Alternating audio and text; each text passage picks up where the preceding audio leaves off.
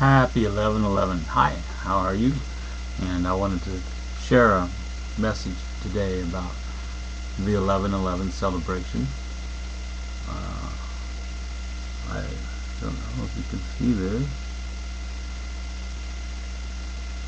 Maybe I'll do it this way.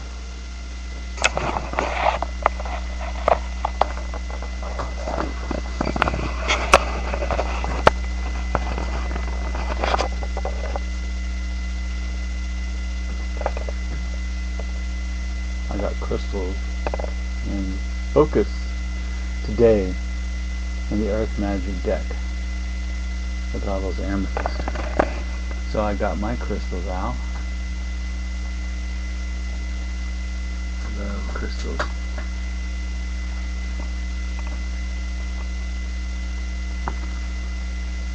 Anyway, the Earth Magic deck is really good by Stephen Farmer. Just came out. I love it. And that's what the focus was today for 11/11. And again, you still have tonight 11/11 p.m. in your local time to meditate and sit and ponder and reflect and go within. Where attention goes, power flows. At tension. When we set our intention, and direct it towards our attention, the power flows. And these days, instant karma, instant manifestation. Everybody's been picking up on the coincidences and the synchronicities in their lives if they're paying attention. And I did a Toltec I Ching the other day. It was really cool. They've taken these people, man and woman, who have I should have got their names, sorry, forgive me, but they put together a book called the Toltec I Ching. They both have backgrounds in anthropological study and the Mayan calendar, the Aztec calendar, and things like that. And since we're moving towards 2012, I wanted to talk about 11/11. But for the last 25 years, we've all been celebrating harmonic convergence, World Instant Prayer Day, get-togethers for peace, Live Aid, Farmers Aid, and it's been accelerating this last decade when the new millennium started, January 1st, 2001, 111, and then next year we had February 2nd, 2002, 222, then March 3rd, 2003, 333, then March 4th, April 4th, 2004, and so on. Anyway, I thought I'd better quit since I messed that last one up. But anyway, you get the drift. And today's 11/11 tune-in was global across the internet, and it still is going on. And a lot of people putting out their vibes and prayers and meditations, focusing their attention and setting their intention for peace and understanding and communication. I had a really cool meditation. I very lucidly, in my mind's eye, as I had my eyes closed, saw the globe, planet Earth, and I put out peace and tranquility, real tangible. And I meditated before and got myself in that space, and then I sent that and shared that with the globe. And I could feel people smiling and laughing and waking up. I could feel people nodding. I could feel some people crying, shedding tears. All of our prayers and all of our thanks and good wishes go out to our veterans. My family, it's like we seem to just barely miss every war. My dad was too young for the Korean War. I miss the Vietnam War ended the year I graduated. My grandfather, same with World War II. He was like right in between World War I, World War II, and he was born to be of age. So luckily my family, the latter generations, have missed those things. My great-grandfather, John Henry Adams, was in the mine. He died of black lung, of course, but he was a miner. Anyway, my great-grandfather, Joshua Allen Adams, which my father looks extremely like his twin, except, with the Civil War look, with the goatee, like kind of like doing here. That's my great-great-grandfather had that. He was a cool dude, and he had longer hair too.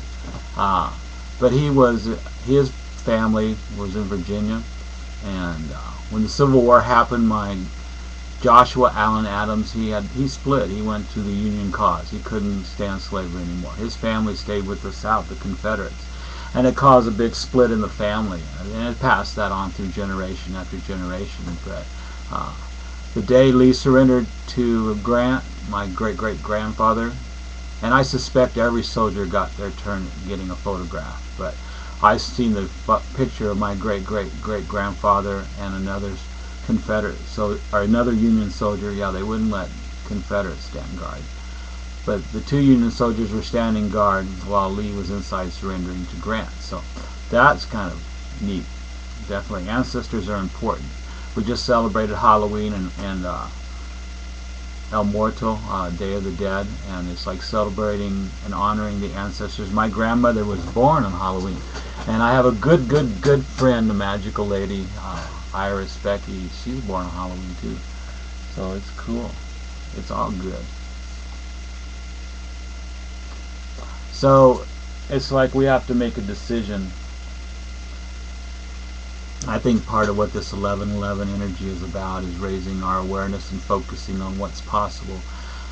Instead of looking at the interference and looking at what won't happen, looking at what will go wrong, I think it's really important to work with these energies, inspirational energies. It's like what's possible, what's good. Oh, there's a lot of negative in the world. I would definitely highly recommend never watching the news, especially CNN and Fox and all those. Get some alternative news. The British, BBC is a little bit better, but I still kind of put them in the same group as the old guard. Today in the Mayan dream spell calendar, it is red solar earth. Good tone 9. Bolan Eek, Tortuga Monument. It's like, she's definitely, that's the number 9 there. So taking action, solar action. Red solar earth. And here's the affirmation today. I pulse in order to evolve, realizing synchronicity. I seal the matrix of navigation with the solar tone of intention. I am guided by the power of space. I mean, how good is that? It's got synchronicity and intention in it. So, anyway, the Zolkin, I Ching, I threw it on what's happening to the world. What's happening in the world? Where's it going? What's headed for? And for the present hexagram, I got synchronicity, following synchronicity, being open to synchronicity. So definitely a lot of synchronous things are happening. I think the industrial age is kind of over since they sent all our industries overseas. I still wonder though if there aren't new industries that can be developed. Definitely computer technology, robotics, saving the environment. I mean, there's all kinds of potential for jobs. Mr. Obama, FDR created jobs, WPA. People accused him of being communist. Don't let that stop you. I mean, we got to get people back to work. It's like 90% now. 90% of people of losing their homes that have been in mortgage, or they're being mortgaged. It's like, that's crazy.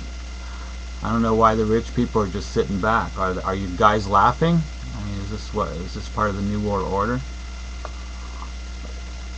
And my 6 Joaquin Zolkin today is for a how, and in traditional count, I believe it's like, or even in dream spell, I believe it's going to be for a how on 2012, December 21st. So that's kind of interesting with the 11/11 connecting with the 2012. 11/11, Solaris and other people have talked about that being a stargate. It's interesting, Veterans Day is on 11/11, so it's got a lot of significance. It's like the 1111, the 4 elements, earth, air, fire, water, the 4 directions, north, south, east, west. There's a lot of symbology in the number 4. Then 11/11 is 22, and my birth number is 22. October 1st, 1955. If you add it all up, 22, which is then goes back to 4. So that's kind of a neat synchronicities there. The future Zolkin that I got was, and get this is like pretty cool. The future Zolkin was transmuting death.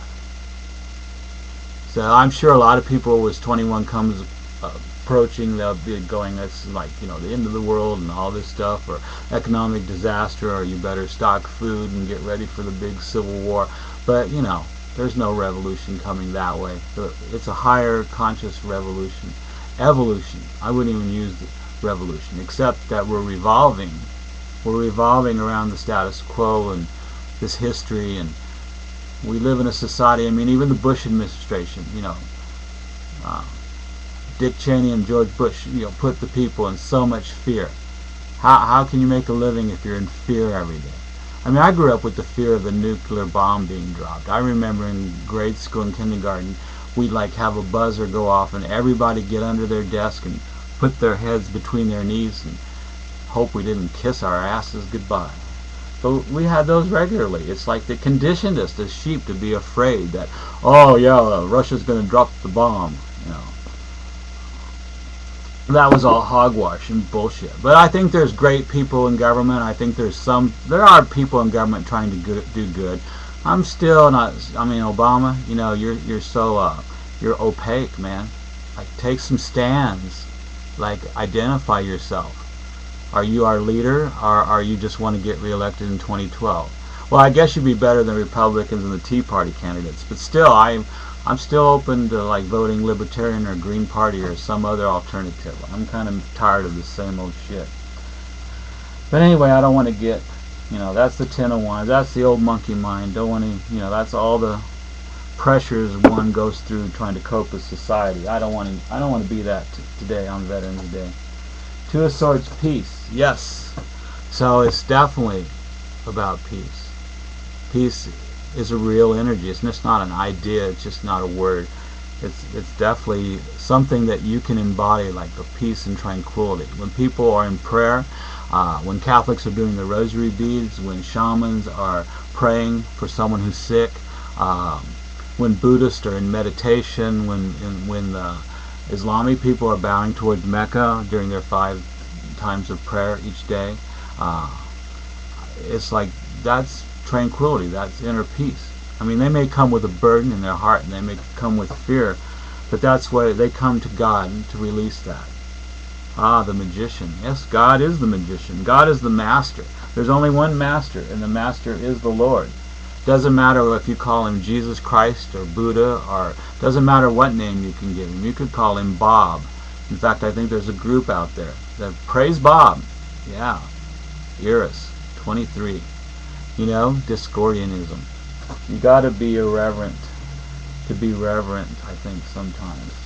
Especially in all the changes we've tried to do in my lifetime, like from, you know, ending censorship to Star Trek to going to the moon to feminine liberation to gay liberation to blacks getting their civil rights to who knows what's next. You know, maybe now Mexicans will get their civil rights or something. But you know, it's not fair talking about Spanish people crossing the border. I mean, they were here before we were here, dudes. I mean, the whole Southwest, you can't say they crossed the border. When white men showed up, they were already here. So, and they were probably doing a little bit better living in peace with the Indians. Not as good as